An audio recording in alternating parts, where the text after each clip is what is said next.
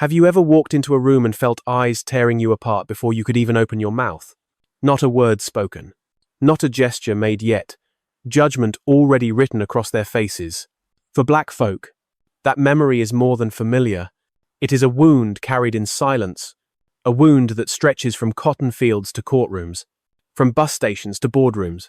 On a Thursday morning in Washington D.C., Jasmine Crockett walked into one of the most prestigious law firms in the capital, Hensley & Griggs. The marble floors shone, as if polished by centuries of entitlement. Leather chairs lined the lobby, occupied by men in pressed suits, and women balancing folders on their knees. Behind the desk, a receptionist looked up and saw not a congresswoman, not a policymaker, not a leader shaping legislation for millions. She saw only a black woman in a grey hoodie, black leggings, and sneakers still dusted with the city streets. And in that moment, she decided Jasmine did not belong. The laugh was quiet, but it travelled like thunder. A whisper slipped from lips meant to smile, but twisted instead with disdain. And then came the silence, heavy, suffocating, as though the whole room had agreed. She is less, but silence has a sound of its own. It carries weight, and it lingers long after words fade. What no one in that room knew was that Jasmine Crockett was not there to drop off papers or sit for an interview. She was not a lost visitor or a mistaken appointment. She was a congresswoman, elected to speak on behalf of thousands whose voices had been too long ignored. She was a lawyer, a strategist, a fighter, and she was there to negotiate how federal funds would reach the very communities too often left outside the golden doors of power. The story that began in that lobby is not simply about a woman disrespected at a front desk. It is about the way respect is granted or denied in an instant. It is about what it means to sit quietly while others strip away your worth with a glance. And it is about how power is revealed not in clothes, not in titles, but in the unshaken calm of someone who knows who they are. Think about our history. Enslaved men and women once stood on auction blocks, priced like cattle. Generation later, black children sat in classrooms where teachers doubted their capacity to learn. Our elders marched across bridges where police batons told them they did not deserve freedom. And even today, a receptionist in a glass building feels entitled to measure worth by a pair of sneakers. The thread is unbroken, yet so is the resistance. Jasmine Crockett is part of that unbroken line, like Harriet Tubman guiding fugitives through the night, like Rosa Parks sitting firm on a Montgomery bus, like Shirley Chisholm taking her seat in Congress. Jasmine stands in a place built to exclude her and refuses to bow.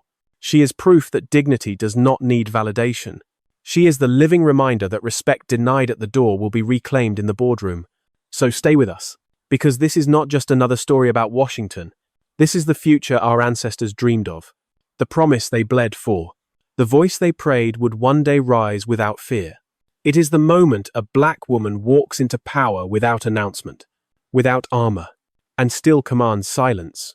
Stay with us, subscribe, share, and remember, the microphone belongs to us now.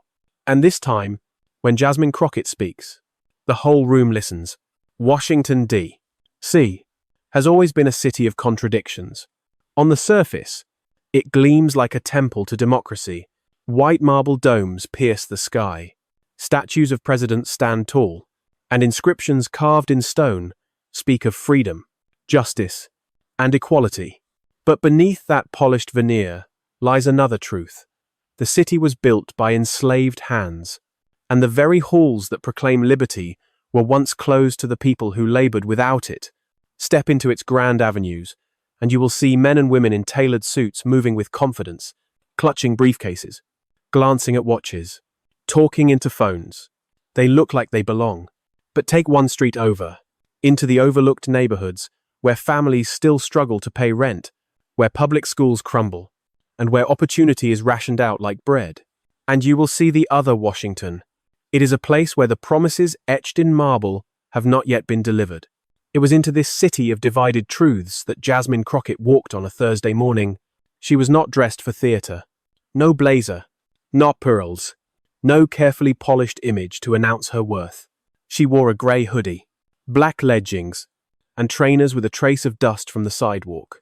In many places, such simplicity would mean nothing, But in Washington, in a lobby lined with leather chairs and guarded by polished reception desks, it was enough to mark her as an outsider. The receptionist did not see a congresswoman.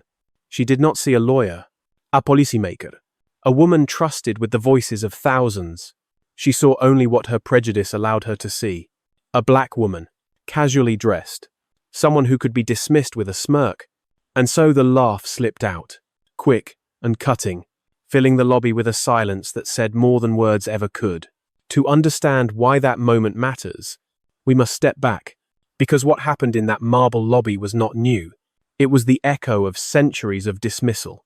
From the auction blocks where black men and women were sold as property, to the courtrooms where black lawyers were told they had no place, to the schools where black children were tracked into failure, the story has always been the same. You do not belong. But history also tells us something else. It tells us that every generation has found its fighters, its truth-tellers, its breakers of silence. Frederick Douglass, who stood on platforms across America and declared that slavery was a sin in a nation that called itself free. Ida B. Wells, who wrote the truth about lynching when mobs tried to bury it in silence. Thurgood Marshall, the first black Supreme Court justice, who argued in the very chambers that once excluded him. Shirley Chisholm, the first black woman elected to Congress, who declared she was unbought and unbossed in a chamber that expected her silence. It is within this long and unbroken line of resistance that Jasmine Crockett stands. She did not inherit privilege. Her path was carved through grit nights, spent preparing cases, campaigns fought against the odds, doors shut in her face, only to be pushed open by determination. She learned early that to be a black woman in politics was to carry not only your own ambition, but the weight of a history that had always demanded proof. And yet, when she entered that lobby, dressed simply, the old prejudice reared its head again. The glance of the receptionist carried echoes of every gatekeeper who had ever measured worth by appearance. The whisper of mockery was not just about her outfit, it was about centuries of entitlement that assumed only certain people could claim respect. The smirk from the man in the navy suit was not about her sneakers. It was about the reflex of a society that still expects black women to justify their presence. But Jasmine did not flinch. She sat, crossed her legs, scrolled her phone. Her stillness was louder than their laughter. In that silence, she carried the resilience of generations. She remembered the history, the marches, the protests, the speeches that shook nations. And she knew this was just another test. Not the first, not the last, but one that she was more than ready to pass. The lobby itself became a stage. On one side, the polished marble and leather chairs, symbols of wealth and exclusion. On the other, a black woman in a hoodie, calm, poised, carrying the dignity of her people. Between them stretched a tension as old as America itself, who is allowed to belong. Every tick of the clock carried the weight of history. Every side glance replayed the old story of dismissal. But what those in the lobby did not know was that their assumptions were about to collapse, because the woman they dismissed was not a visitor or a walk-in. She was not there to drop off papers. She was there to sit with Ellis Griggs, a founding partner of the firm, to negotiate how federal funds would reshape communities across states. Her name was written on the calendar. Her presence was not an accident. And when the truth came to light, when the elevator doors opened, and Ellis Griggs greeted her with open arms, Congresswoman Crockett, I was wondering if you got caught in traffic. The silence in that lobby would take on a new meaning, but that moment had not yet arrived. For now, Jasmine sat still, patient, bearing the weight of centuries in her stillness. The receptionist twirled her pen. The clients shifted in their chairs. The whispers grew. The old story replayed itself. Assumption dressed as certainty, prejudice cloaked as professionalism. History had written this scene many times before, but this time, the ending would be different. Because Jasmine Crockett was not only sitting in that lobby for herself, she was carrying every ancestor who had been told they did not belong. She was carrying every voice, once silenced. And she was about to remind the room, and the world that respect denied is never respect destroyed. The storm was gathering, though none of them yet knew it. And when it broke, the marble walls of that law firm would not look the same again. The lobby of Hensley and Griggs carried a silence that was not empty, but crowded with judgment, with whispers just loud enough to sting, with stares that clung to Jasmine Crockett, as though she were an intruder. She had felt that silence before. Every black woman who has ever stepped into a room built to exclude her knows its weight. It is not the kind of silence that comforts. It is the kind that strips, that measures, that decides before you have spoken who you are allowed to be. Jasmine sat still. Her phone rested in her hands. Her legs crossed neatly. Her posture calm. She did not lean forward nervously or shift in her chair. She was steady, unmoved, though every word whispered by the receptionist reached her ears. Savannah leaned toward her colleague Bradley. Her voice dipped in mockery, but loud enough to be heard. If she's a new client, someone's definitely lowering the bar around here. The man in the navy suit smirked, amused by the cruelty. The woman in heels shifted uncomfortably, caught between complicity and shame. Bradley, the young intern, tried to bury his face in the glow of his computer screen, but the flush rising on his cheeks betrayed his discomfort. He knew it was wrong. He knew the line between professionalism and prejudice had been crossed, but he stayed silent, as so many do, because silence is easier than confrontation. Jasmine heard it all, and though she remained outwardly unbothered, the words carried the familiar burn. It was not the first time she had been measured by her clothes instead of her mind, her skin instead of her skill. It would not be the last, but she had learned long ago that anger wasted in the lobby was better saved for the work upstairs. So she stayed still, scrolling her phone as though the ridicule did not touch her, though inside she could feel the old wound opening again. Minutes passed, slow and heavy. The receptionist's pen twirled between her fingers, a gesture of boredom, of dismissal. Each time the elevator pinged and another client walked in, Savannah's voice transformed. For them, she had warmth. She smiled, offered water, even left her desk to escort them to the lift. For Jasmine, she had only suspicion, disdain, and the cold patience of someone convinced they had already placed her in the proper box. The longer Jasmine sat, the more the lobby seemed to tilt against her. Every glance, every whisper, every shift of posture from the other clients reinforced the judgment. She does not belong. But Jasmine remained composed. Her stillness was not surrender, it was strategy. She knew something none of them did. She knew her name was written on the schedule of one of the founding partners of the firm. She knew that within minutes, the truth would reveal itself. And when it did, it would not only vindicate her, it would expose the smallness of those who had dismissed her. At last, she rose from her chair and walked calmly back to the desk. Her voice was low, measured, but firm. "I'm going to ask you one more time," she said, eyes locked on Savannah. "Please check the calendar for an appointment under Jasmine Crockett." The receptionist sighed, exasperated, as though she were indulging a child. Her fingers tapped lazily on the keyboard, more for performance than for diligence. But then the screen lit up, and the letters appeared. Her posture stiffened. Her eyes froze. There it was. Jasmine Crockett. 9 o'clock in the morning, meeting with Ellis Griggs. Executive Suite, 23rd floor. Duration, 90 minutes. Status, confirmed. The silence that followed was different from the one before. This was not the silence of dismissal. It was the silence of recognition and of shame. Bradley glanced up from his desk, his eyes wide, his face now crimson. The man in the navy suit coughed into his hand, suddenly busy with his phone. Even the woman in heels shifted again, but this time with discomfort for Savannah, not for Jasmine. The receptionist scrambled to recover. "Oh, I see it now. Must have been a glitch in the system earlier." Her words tumbled out too quickly, too thin to disguise the truth. It had not been a glitch. It had been her own assumption, her own prejudice, laid bare for the entire room to witness. Jasmine did not gloat. She did not roll her eyes or raise her voice. She simply held Savannah's gaze for a heartbeat longer, then gave the faintest nod. Her dignity was intact, untouched by the receptionist's attempt to rewrite the narrative. Respect denied had just turned into respect forced, and the whole lobby had been made witness to the shift, but the moment was not yet complete. The calendar was proof, but proof is often not enough.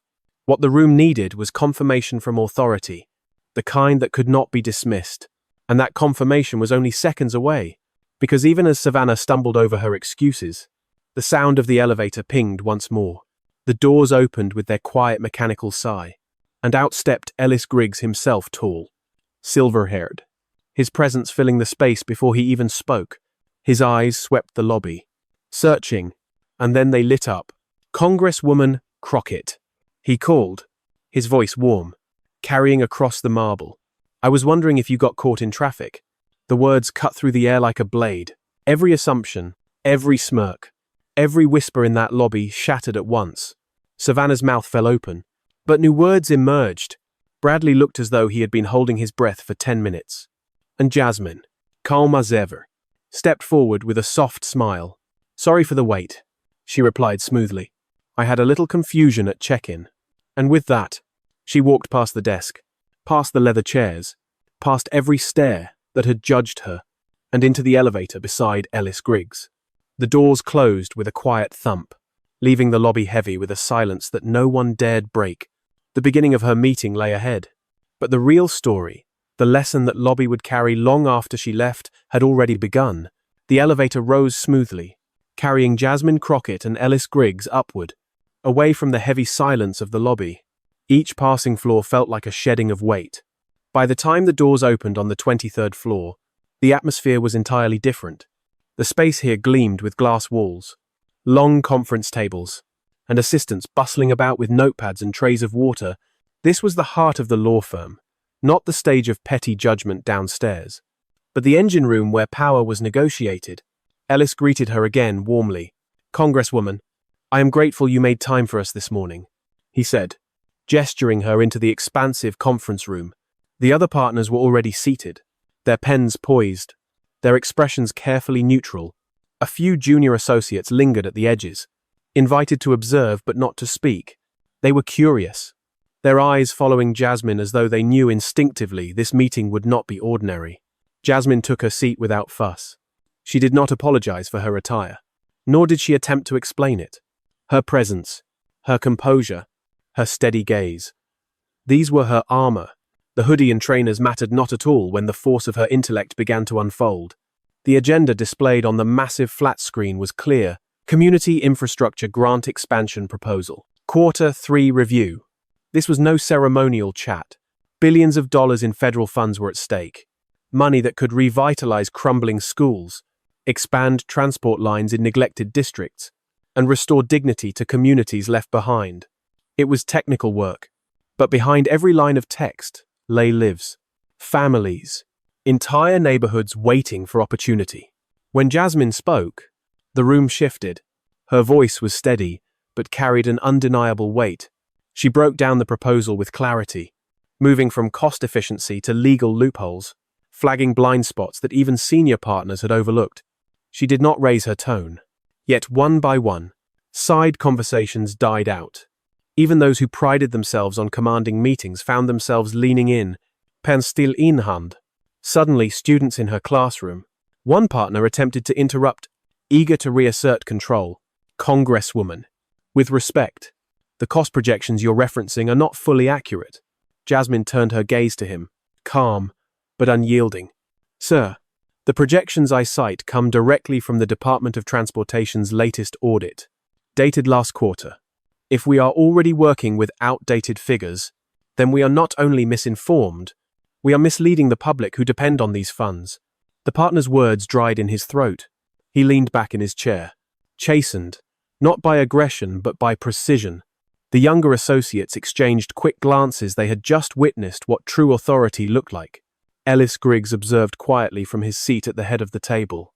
He had been in countless meetings, sparred with brilliant minds, negotiated with senators and governors. But as he listened to Jasmine Crockett, he felt something rare, the sense of a room being redefined by the presence of one person, not through volume, not through theatrics, but through clarity and conviction. The discussion deepened. Jasmine moved from financial structures to policy implications. She highlighted how certain clauses, if left unchanged, would allow private contractors to siphon off resources while leaving local communities starved. She reminded them that infrastructure was not just about concrete and steel, but about dignity and equity. Every road, every school, every water line carried within it the promise or betrayal of justice. At one point, she paused, letting silence fill the room. Then she said, quietly but firmly, Respect cannot be poured into concrete. It must be written into contracts, into budgets, into every decision we make. If the people waiting in those neglected neighborhoods see only new highways that pass them by, then we have not built infrastructure. We have built exclusion with taxpayer money. The weight of her words landed heavily. Some shifted uncomfortably, others nodded slowly. For the junior associates, it was a revelation law and policy, stripped of jargon and returned to its true purpose. Serving people. The meeting stretched on, but Jasmine never lost her composure. She fielded questions with ease, dismantled weak arguments, and uplifted practical suggestions when they arose. By the end, the mood in the room had changed. Where once there had been quiet skepticism, perhaps even condescension, now there was respect, tinged with awe. Ellis leaned back, studying her as the discussion wound down. Every so often, he found himself smiling faintly, as though recognizing the rare privilege of witnessing history unfold, not on a stage, but in a boardroom. Finally, he spoke. You know, Congresswoman, every time we have one of these sessions, I walk away seeing the landscape differently. That is not common. That is leadership. Jasmine gave a small smile, but her eyes held a sharper truth. That is what happens when you stop assuming who someone is before you hear what they have to say. The words hung in the air, more than a reply. They were an indictment, not of Ellis, but of the world that had judged her before she opened her mouth. Everyone in the room knew it. Everyone felt the echo of the lobby downstairs. For outside the glass walls, the story had already begun to travel. Whispers had slipped down to the lower floors. Receptionists and clerks were already murmuring about the woman Ellis Griggs had greeted like a VIP, the same woman who, not 30 minutes earlier, had been mocked for wearing trainers in a marble lobby. The contrast was too sharp to ignore. The lobby had seen her dismissed. The boardroom had seen her command. And now the building itself seemed to hum with the tension between the two. As the meeting adjourned, Jasmine gathered her notes without hurry. She shook hands firmly, offering no pretense of apology for who she was or how she had come. The junior associates lingered, hoping to catch a word, a glance, something to remember. They had not just observed a discussion, they had witnessed a lesson. And as Jasmine stepped once more toward the elevator, Ellis, walking beside her, the anticipation of what awaited downstairs grew heavier. Because if the lobby had judged her once, it would now have to face the truth of who she was. The doors slid closed behind them, leaving the conference room quiet, almost reverent. And below, in the marble lobby, Savannah was pacing behind her desk, unaware that the weight of her assumptions was about to crash down upon her. The elevator hummed softly as it descended, carrying Jasmine Crockett and Ellis Griggs back down toward the lobby. Inside, the silence was not tense but deliberate, the kind of silence that precedes a reckoning. Jasmine stood still, her hands tucked into the pockets of her coat, her gaze steady on the glowing numbers above the doors as they counted down floor by floor. Ellis watched her with quiet respect, arms folded, his silver-framed glasses catching the light. He knew the weight of what had happened upstairs, but he also knew Jasmine was not finished yet. When the doors slid open onto the marble lobby, the energy was different. Busier now, with new clients arriving, papers shuffling, the receptionist desk buzzing with forced cheer. But beneath it all was the residue of what had unfolded earlier that morning. Savannah, the receptionist, sat rigid at her post. Her fingers tapped nervously against the keyboard. Though she was not typing, her eyes darted to the elevator at every sound, dreading the moment that finally arrived. Jasmine stepped out first, her movements unhurried, her presence filling the space without raising her voice or her pace. She did not stride like someone who needed to prove a point. She walked as though the point had already been proven, and everyone present knew it. The conversations in the lobby faltered. A few people lowered their voices. Others shifted uncomfortably, pretending to be absorbed in their phones. Even Bradley, still seated behind the desk, straightened in his chair as though bracing for impact. Savannah forced her lips into a polite smile, her voice tight, cracking slightly on the word she had once wielded with condescension. Congresswoman Crockett, did you need something else before you go? Jasmine paused at the edge of the desk. She looked at Savannah, not with anger, not with scorn, but with an unnerving calm. I do not need anything, she said, her voice soft yet carrying through the room. "But I wanted to leave something behind." The sentence drew every eye. People glanced up from their chairs, leaned forward slightly, sensing that what she was about to say would not just be directed at Savannah but at all of them. Jasmine let her gaze sweep across the lobby, the clients in their suits, the interns at their desks, the strangers who had watched her be dismissed. Then she spoke, slowly, each word deliberate. "Next time someone walks through those doors, whether they look like they have just left a boardroom or just stepped off a bus, assume they belong. Because the way you greet people says more about you than it will ever say about them." The words fell into the air with the weight of truth. There was no anger in her tone, no raised voice, no flourish of drama. It was quieter than accusation, sharper than rebuke. It was simply undeniable. Silence swallowed the lobby once again. But this silence was different from the cruel hush of earlier. This one was heavier, tinged with shame, forcing each listener to look inward. Bradley lowered his eyes, guilt settling like a stone in his chest.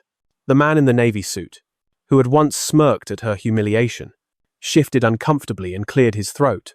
Even Savannah, who had tried to prepare for this moment, found herself stripped of defense.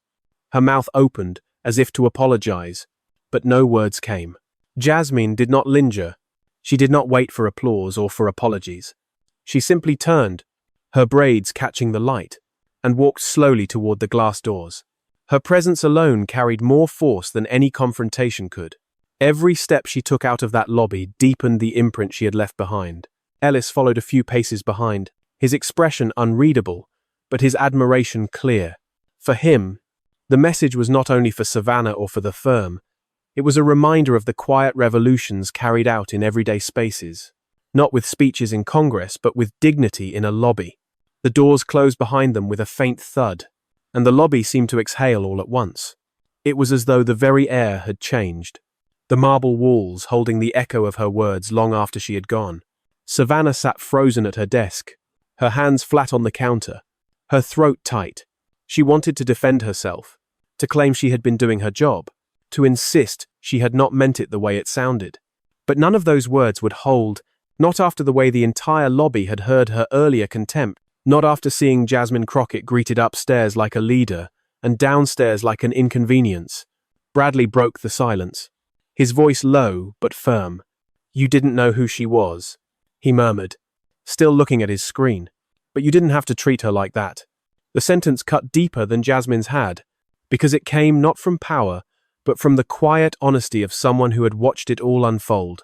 Savannah's chest tightened. She tried to swallow, but her throat felt raw. Clients began to shuffle uncomfortably. A junior attorney returning from upstairs leaned over to whisper, "She's the one behind the infrastructure plan." "Right." Another nodded quietly, eyes wide. "With respect, she's brilliant," the young man said simply, then walked on. Each passing comment, each reminder of who Jasmine truly was, pressed heavier on Savannah's shoulders. Her confidence, once buoyed by the authority of her desk and her role as gatekeeper, had dissolved. Now, she felt exposed, small, not because Jasmine had sought to shame her, but because she had revealed the truth. The receptionist had diminished herself by diminishing another. And the worst part was, not that she had been wrong about Jasmine's identity. The worst part was that she had not cared to ask. She had judged, she had assumed, she had dismissed, and only later realized that in doing so, she had humiliated herself far more than the woman she had tried to belittle. Savannah leaned back in her chair, her eyes darting once more to the glass doors through which Jasmine had just left. The words replayed in her mind. "The way you greet people says more about you than it will ever say about them." They settled into her like a stone in still water, rippling outward, unavoidable, unforgettable. The lobby carried on with its business. Phones rang. Printers whirred. Shoes clicked against the marble. But for Savannah, every sound was muffled, as though she were moving underwater. Her world, once neatly ordered by assumptions and appearances, had been unsettled by a truth she could not ignore. And though she did not yet know it, Jasmine was not finished. The Congresswoman would return before the day ended, not to repeat her lesson, but to etch it permanently. For now, however, the silence remained, pressing down on Savannah like judgment she could not escape. The battle of the boardroom was over. The reckoning in the lobby had begun. The afternoon sun slanted across the glass towers of Washington, staining the city in shades of amber. Inside the lobby of Hensley and Griggs, the rhythm of the day had settled. Yet an uneasy tension lingered like smoke that refused to clear. Savannah moved through her tasks, mechanically printing visitor badges, answering calls, smiling with brittle precision. But her mind was elsewhere. Every word she had spoken that morning echoed back to her, mocking the poise she once prided herself on. Bradley sat beside her, unusually quiet. He did not scold, but his silence was louder than rebuke. Clients came and went. Papers rustled. The elevator chimed. Yet Savannah felt watched, not by eyes, but by her own memory of the way she had dismissed Jasmine Crockett. At 15 minutes past 3, the glass doors swung open, and the air shifted. Jasmine Crockett had returned.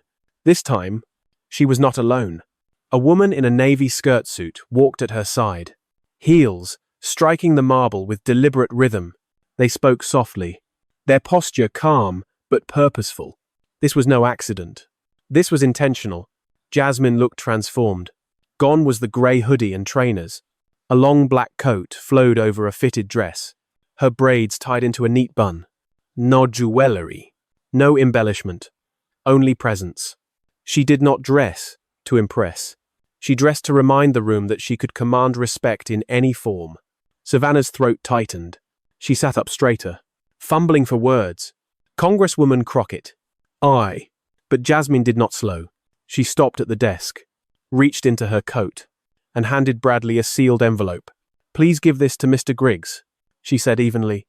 He is still upstairs. Bradley nodded, careful and respectful. Of course. Savannah froze. She had been bypassed entirely. Her role as gatekeeper, once wielded with confidence, had been stripped away without a word. Yet Jasmine's eyes turned to her for one brief, piercing moment. No smile, no frown, just quiet judgment. Savannah's lips parted. I did not realize earlier. I should have. Jasmine interrupted gently, her tone firm. You should have just treated me like a person. The words fell heavy, not cruel, not loud, but final. They left no room for excuse. Savannah swallowed hard, her gaze dropping to the desk. Then Jasmine leaned closer, voice low enough for Savannah but sharp enough to cut. Respect is not about who someone is. It is about who you are. The lobby held its breath. 2 junior associates stepped out of the lift, recognized Jasmine instantly, and whispered, "She is the one behind the infrastructure plan."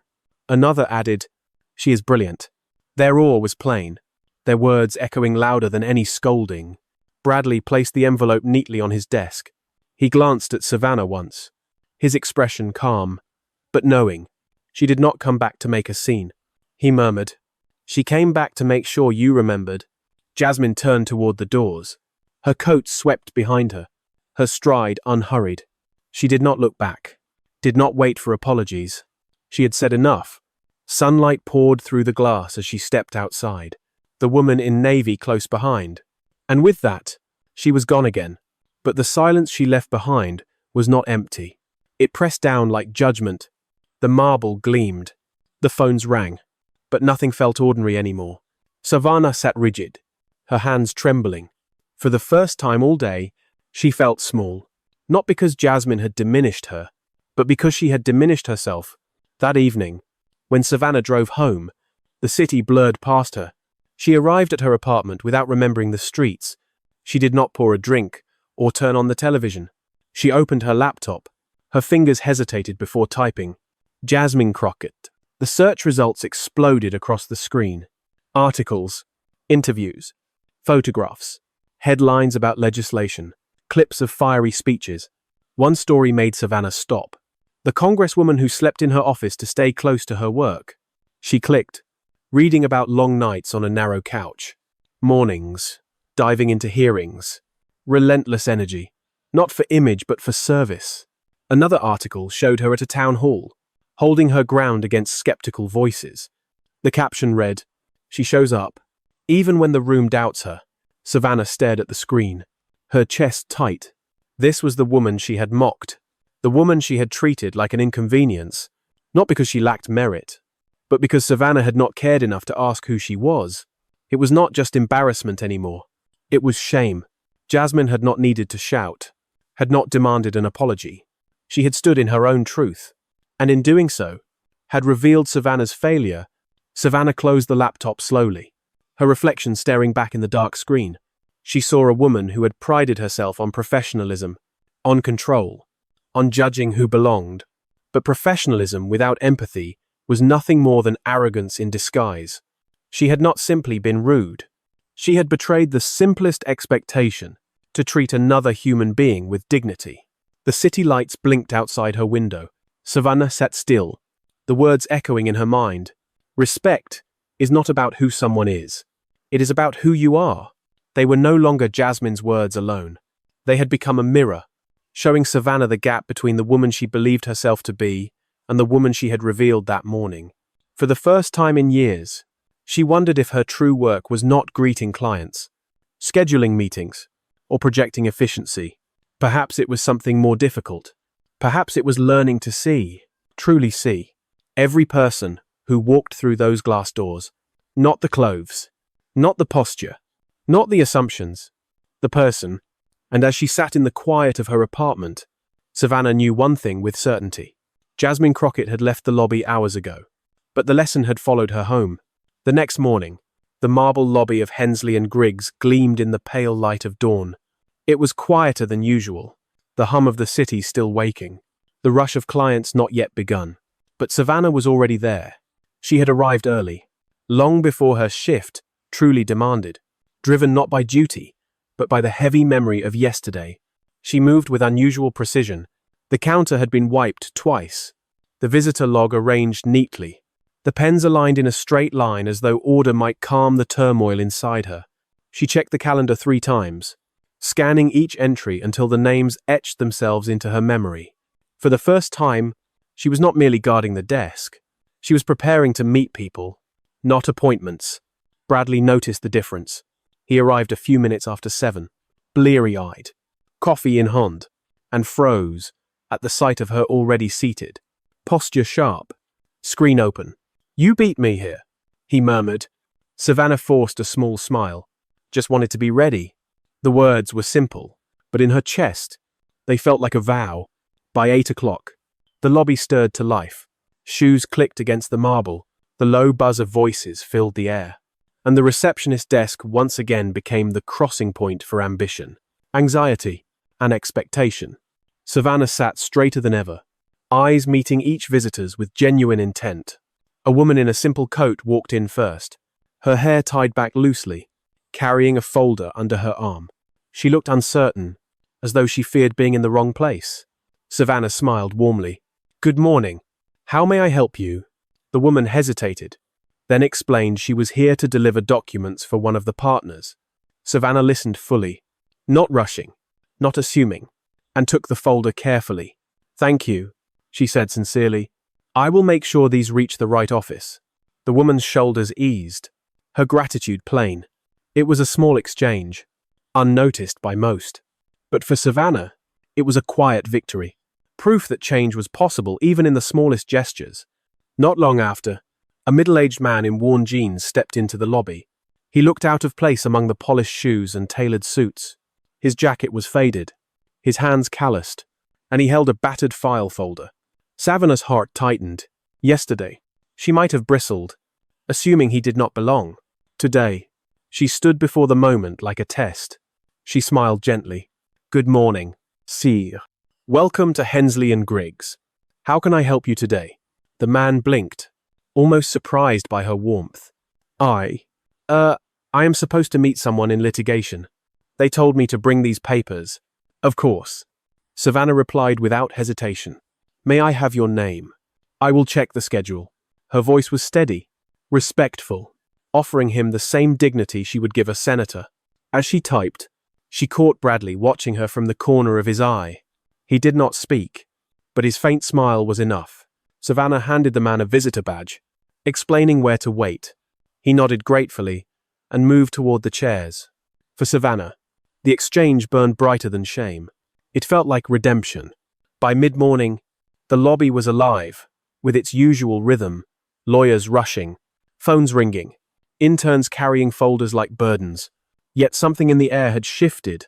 The sharp edge of judgment, the quiet smirks, the whispered dismissals, all seemed muted. A softer current had taken its place, one born from the silence Jasmine Crockett had left behind. Near noon, Ellis Griggs himself descended from the upper floors. He carried his mug loosely in one hand, his posture relaxed, but his gaze sharp. He paused at the desk, setting the mug down with a soft clink. "You have had a long 2 days," he said. His tone was not harsh, not mocking, simply knowing. "Yes, sire," Savannah replied quietly. Griggs studied her for a moment, his silver-framed glasses glinting. "I have worked with many people," he said slowly. "Brilliant attorneys, fast thinkers, men and women who can tear through a contract in minutes. But do you know the ones who truly last?" Savannah shook her head slightly. "The ones who can read a room," he said. "Not just judge it, read it." The words sank deep. They were not scolding, but they carried the weight of a man who had seen generations rise and fall in these halls. Savannah nodded. "I understand. I hope you do," Griggs replied, his voice neither soft nor cruel. He picked up his mug and walked away, leaving her with the echo for the rest of the afternoon. Savannah moved differently. She looked people in the eye, asked questions without presumption, and listened with a care she had never bothered to extend before. And though no one said it aloud, the lobby itself seemed lighter, less brittle, as though the building had taken a quiet breath. By evening, as she gathered her things to leave, Savannah felt the exhaustion of a day lived more honestly than most. She stepped into the cold air outside, her breath rising like smoke. Her car was colder than usual, but her mind was louder.